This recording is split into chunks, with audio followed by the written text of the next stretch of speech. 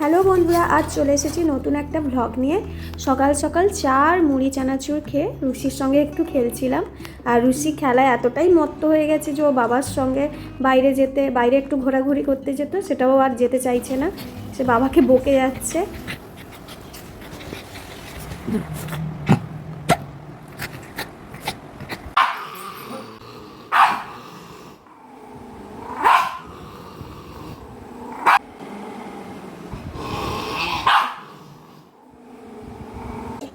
কি হয়েছে? কি কি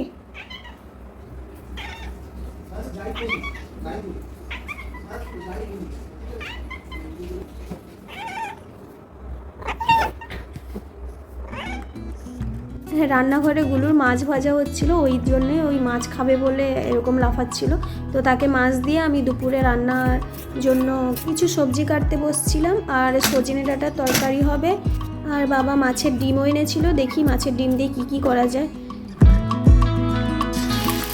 আর এখানে মাছের ডিমে বড়া করে নিচ্ছি পেঁয়াজ আর কাঁচা লঙ্কা কুচি দিয়ে।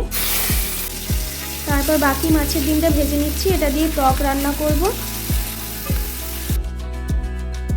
আর এই তরকারিটা আমার বাবার খুব ভালো লাগে, শুধু সজনে ডাঁটা দিয়েই হয় আর এই মশলা দিয়ে মাখা মাখা করে, আর খেতেও খুব সুন্দর লাগে।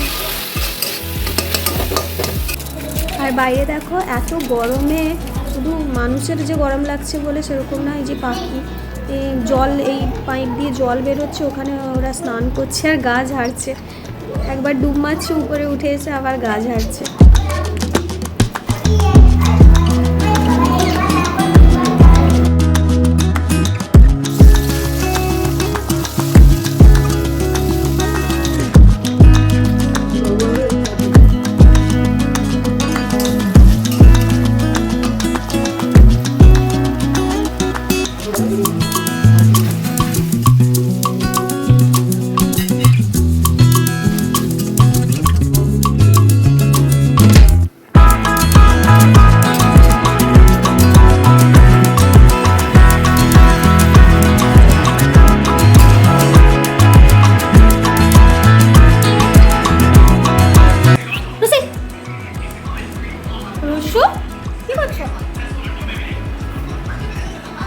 পুচকু,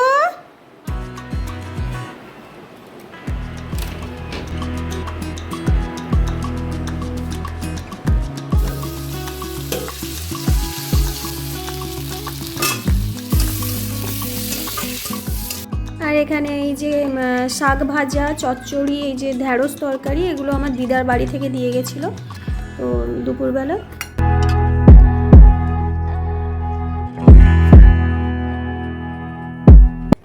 আর এখানে ভাই মা বাবাকে খেতে দিয়ে আমি আমার বিল্লুদেরকে খাবার দিয়ে আমি রুশিকে খাওয়াতে বসছি। আর রুশি মাংস ভাত ছাড়া যদি দই ভাত দেওয়া হয় ও একদম খেতে চায় না, খাইয়ে দিতে হয়। দই ভাত দিলে খাবি না, এটা তোমার জন্য না। আমি রুশিকে খাওয়াই। আর যদি আপনাদের ভিডিওটি ভালো লেগে থাকে তাহলে সাবস্ক্রাইব করবেন। আর আজকের জন্য বাই।